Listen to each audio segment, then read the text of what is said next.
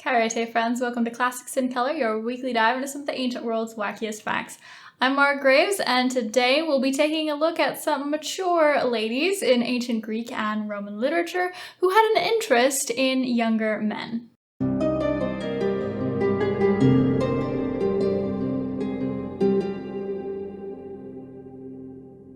In our modern society, a woman dating a significantly younger man is not something that's taboo or forbidden, but it is sort of unusual, and most of us would find it a little odd. We might raise our eyebrows a little bit, and the ancient Greeks and Romans seem to have a pretty similar mindset. Again, it's not something that's forbidden or explicitly bad, but it does seem a little bit odd, and there are many men who would be uncomfortable being in that kind of relationship. For example, if you look in the Odyssey, Odysseus dates both Calypso and Circe, and both of these are immortal goddesses who have been alive much longer than he has. And while he's not completely humiliated by these relationships, he enjoys spending time with them, he does feel a little uncomfortable, a little out of his element, and he does not want to stay in those relationships permanently. There are actually a few different stories in mythology that have to do with what we might call cougars. One of those is about Venus or Aphrodite.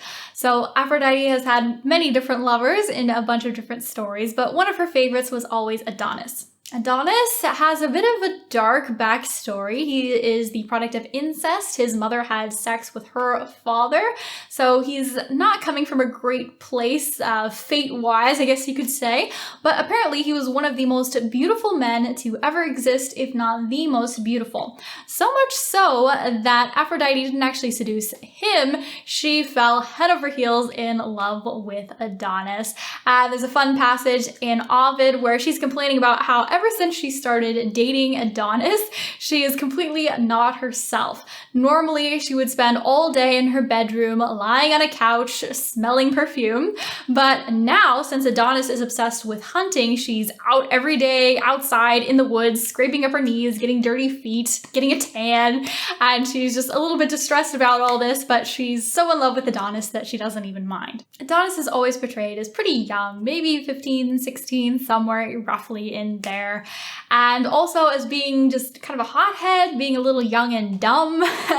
Venus tries to mentor him, to give him advice and to tame him a little bit, but it doesn't work. He's just too impetuous, and one day when he's out hunting, he comes across this giant angry boar, and he thinks that he's gonna be the one to kill this boar, but the boar gets him, it gores him, he bleeds out and dies. And Venus is very upset about this, and she turns the blood into flowers that become important in women's festivals. But all of that to say that you can see that Adonis just doesn't really love being coached by Venus. He doesn't listen to her, and ultimately this relationship doesn't work out. It's not the fairy tale ending you might want. Even darker than the story of Venus and Adonis is the story of Hippolytus and Phaedra. Now this one is different because Phaedra is actually his stepmom. Super sexy, right? But in this case, there's incest involved. Their relationship is taboo and forbidden because she's married to his father. And Phaedra knows this, so when she realizes that she's got the hots for Hippolytus, she is disgusted and horrified, and she squashes that stuff down as far as she can. But she gets depressed, she's kind of upset, something's off about her. And so one of her girlfriends, classic, right, convinces her to tell everything, to confess everything, and then convinces her to write a whole letter to Hippolytus confessing Phaedra's feelings and also requesting a rendezvous. So Hippolytus, when he gets to this letter, is horrified and disgusted and says that he's going to go tell his father Theseus all about it. He's going to expose her. And when Phaedra hears this, she is super upset, and she goes and kills herself, and she leaves a suicide note that says it wasn't her fault that Hippolytus came onto her, and tells Theseus this whole story so that he won't blame her or that she won't be humiliated after her death. So when Theseus thinks that Hippolytus has come onto his wife, he's very upset, justifiably, and he curses his own son.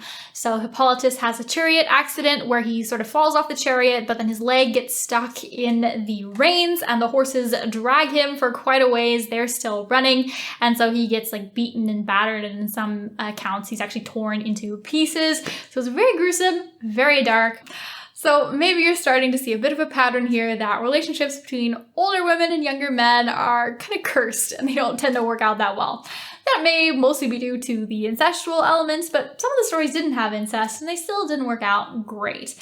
However, when you go outside of myth and you look at stuff that's more daily life, sometimes people did have relationships like this that didn't end in horrible tragedies. So, for example, there's kind of a humorous story that comes from Plutarch about Bacchon and Ismenodor. So Ismenodor is an older lady, maybe in her 30s, who is also wealthy, who abducts and marries Bacchon. So let's take a look at that story. A friend rode up from the city with his horse at a gallop, bringing a report to Pysius of a surprisingly audacious occurrence.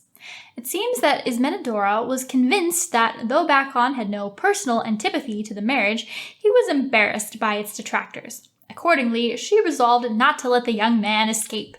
She summoned those male friends who were the most vigorous and most sympathetic to her passion, together with the most intimate of her women friends, organized them in a disciplined group, and waited intently for the hour when Bacchon habitually left the palaestra, or the school, and walked decorously by her house. On this occasion, freshly anointed, he approached with 2 or 3 companions.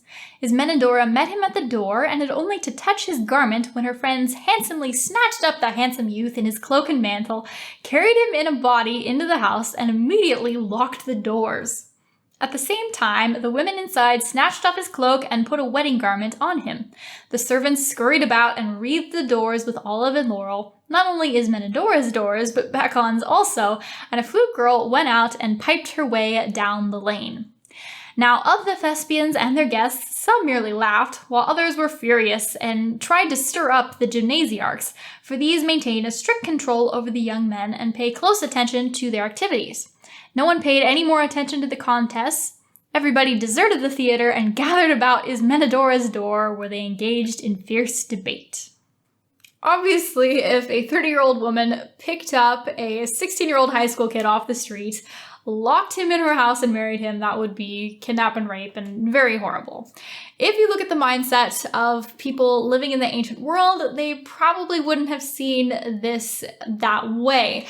If you look at a typical marriage ceremony in the ancient world, the groom would flirt with the bride usually and try to court her a little bit, but he doesn't actually need her consent. So he'll talk to her friends, her family, her guardians, get them all squared away.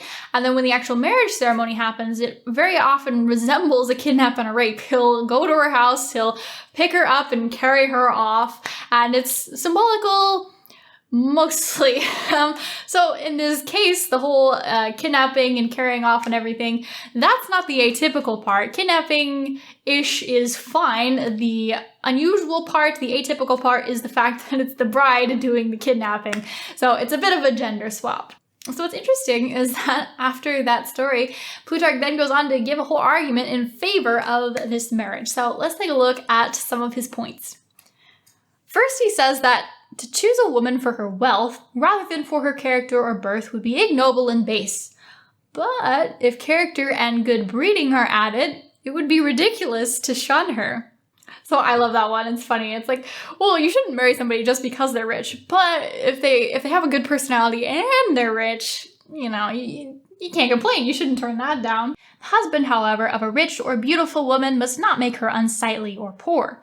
Rather, by his own self-possession and prudence, as well as by his refusal to be overawed by any of her advantages, he must hold his own without servility. The extra weight of his character must turn the scales. Thus his wife is controlled and guided with as much profit as justice. So you can see, he hasn't forgotten about the concern that a man will be emasculated by marrying a powerful woman. I guess, to his credit, he says that once you marry her, you shouldn't just take away all her money and abuse her so that she has to be in service to you, that she has to serve you. But he does still say that, like, your character just has to be so amazing that she can't help but want to serve you. So still not a great argument for why you should marry a cougar. He also notes that she's still young enough that she's capable of having children, basically. So he implies that if she were too old to procreate, then that would be a different story. But since they're close enough that they are both viable parents, then it is a viable marriage. So take what you will from that argument. And finally, he points out that the fact that she's older could actually be a benefit to the relationship. He argues that when you have two really young people who get married, the relationship can be very stormy, right? They're always fighting and making up and just not getting along and being young and dumb. But if you have somebody who's a bit older and a bit more balanced, a bit more stable, then that can really be helpful to making a relationship work. The nurse rules the infant, the teacher the boy, the gymnasiarch the youth, his admirer the young man who, when he comes of age, is ruled by law and his commanding general. No one is his own master, no one is unrestricted. Since this is so, what is there dreadful about a sensible older woman piloting the life of a young man? She will be useful because of her superior intelligence. She will be sweet and affectionate because she loves him. And finally, he says, to sum up, my father said, we are Boeotians and so should reverence Heracles and not be squeamish about a marriage of disproportionate ages. We know that Heracles married his own wife, Megara, aged 33, to Iolaus, who was then only 16. So that actually is one story, Megara and Iolaus, that as far as we know didn't end badly. The problem is that nobody's really written or said anything about them. That could be a good sign that there wasn't anything horribly tragic to say, but I just can't say for sure if things worked out well or not. They seem to have. But that is Plutarch's argument. I find it very amusing and interesting. Hopefully you did as well. Thanks so much for checking out this video. I hope to see all of you again next week. A special thank you, as always, to subscribers and to Patreon members. Karate.